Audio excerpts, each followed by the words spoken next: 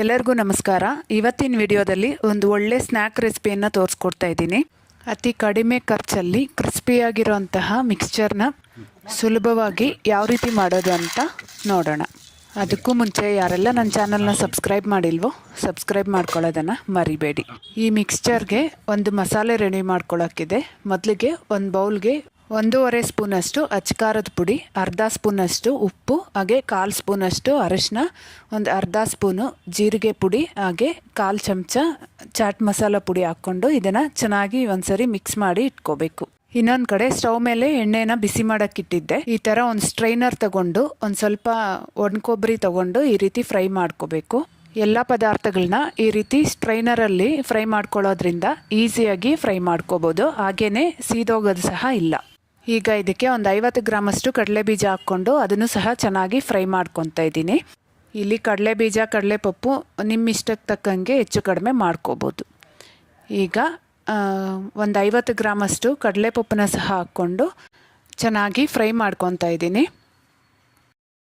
ಎಲ್ಲಾದರೂ ಹೊರಗಡೆ ಟ್ರಿಪ್ ಹೋದಾಗ ಅಥವಾ ಮನೆಯಲ್ಲಿ ಈವ್ನಿಂಗ್ ಸ್ನ್ಯಾಕ್ಸ್ಗೂ ಸಹ ಈ ಮಿಕ್ಸ್ಚರ್ನ ಈಸಿಯಾಗಿ ಒಂದು 15 ನಿಮಿಷದಲ್ಲಿ ರೆಡಿ ಮಾಡ್ಕೋಬೋದು. ಈಗ ಅದೇ ಸ್ಟ್ರೈನರ್ಗೆ ನಾನು 1 ಹಿಡಿಯಷ್ಟು ಗೋಡಂಬಿನ ಹಾಕ್ಕೊಂಡು ಚೆನ್ನಾಗಿ ಕಲರ್ ಚೇಂಜ್ ಆಗೋವರೆಗೂ ಫ್ರೈ ಮಾಡ್ಕೊತಾ ಇದ್ದೀನಿ. ಇದ್ರ ಜೊತೆಗೆ ದ್ರಾಕ್ಷಿನೂ ಸಹ ಹಾಕಿ ಫ್ರೈ ಮಾಡ್ಕೋಬೋದು, ಇಲ್ಲ ಅಂದರೆ ಸ್ಕಿಪ್ ಮಾಡಿ ಸಹ ಮಾಡ್ಕೋಬೋದು. ಈಗ 1 ಗಡ್ಡೆ ಬೆಳ್ಳುಳ್ಳಿನ ಈ ರೀತಿ ಕ್ರಷ್ ಮಾಡಿ ಹಾಕ್ಕೊತಾ ಇದ್ದೀನಿ. ಅದೆಲ್ಲ ಕಲರ್ ಚೇಂಜ್ ಆದಮೇಲೆ 1 ಹಿಡಿಯಷ್ಟು ಕರಿಬೇವಿನ ಎಲೆ ಸಹ ಹಾಕ್ಕೊಂಡು ಫ್ರೈ ಮಾಡ್ಕೊತಾ ಇದ್ದೀನಿ. ಈಗ ನಾನಿಲ್ಲಿ 200 ಗ್ರಾಮಷ್ಟು ಕಾರ್ನ್ಫ್ಲೇಕ್ಸ್ನ ತಗೊಂಡಿದ್ದೆ. ಈ ಫ್ಲೇಕ್ಸ್ನ ಹಾಕೋವಾಗ ಸ್ಟವ್ನ ಹೈ ಫ್ಲೇಮಲ್ಲಿ ಇಟ್ಕೊಂಡು ಫ್ರೈ ಮಾಡಿಕೊಂಡ್ರೆ ಎಣ್ಣೆ ಜಾಸ್ತಿ ಹೀರ್ಕೊಳ್ಳೋದಿಲ್ಲ. ನಾನು ತಗೊಂಡಿರೋ ಮಸಾಲೆ ಪೌಡರ್ಗೆ 200 ಗ್ರಾಮಷ್ಟು ಕಾರ್ನ್ಫ್ಲೇಕ್ಸ್ ಕರೆಕ್ಟಾಗುತ್ತೆ. ನೀವು ತಗೊಳ್ಳೋ ಕಾರ್ನ್ಫ್ಲೇಕ್ಸ್ಗೆ ತಕ್ಕಂಗೆ ಮಸಾಲೆನ ಹೆಚ್ಚು ಕಡಿಮೆ ಮಾಡ್ಕೋಬೋದು. ಈ ಕಾರ್ನ್ಫ್ಲೇಕ್ಸ್ ಸಹ ಎಲ್ಲ ಹೋಲ್ಸೇಲ್ ಶಾಪ್ಸಲ್ಲೂ ಇಲ್ಲ ಸೂಪರ್ ಮಾರ್ಕೆಟ್ಸಲ್ಲೂ ಸಿಗುತ್ತೆ. ಹೊರ್ಗಡೆ ತೊಗೊಳೋದಕ್ಕಿಂತ ಈ ರೀತಿ ಮನೆಯಲ್ಲಿ ಮಾಡಿಕೊಂಡ್ರೆ ತುಂಬ ಕಡಿಮೆ ಖರ್ಚಲ್ಲೂ ಸಹ ಆಗುತ್ತೆ.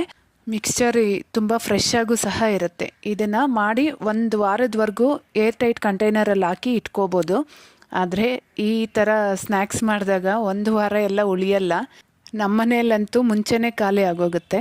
ನೋಡಿ, ಈಗ ಎಲ್ಲ ಇಂಗ್ರೀಡಿಯೆಂಟ್ಸ್ನ ಫ್ರೈ ಮಾಡಿ ಆಗಿದೆ.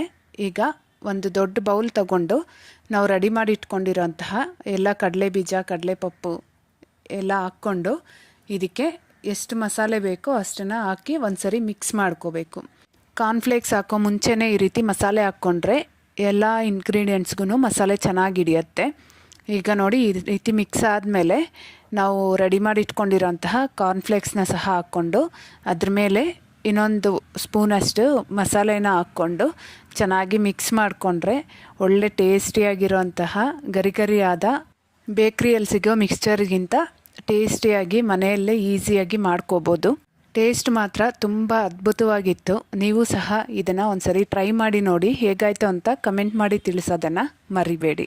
ಹಾಗೆ ವಿಡಿಯೋ ಇಷ್ಟ ಆಗಿದ್ದರೆ ಮಿಸ್ ಮಾಡದೆ ಒಂದು ಲೈಕ್ ಮಾಡಿ, ಹಾಗೆ ನನ್ನ ಚಾನಲ್ನ ಸಬ್ಸ್ಕ್ರೈಬ್ ಮಾಡೋದನ್ನು ಮರಿಬೇಡಿ. Thank you.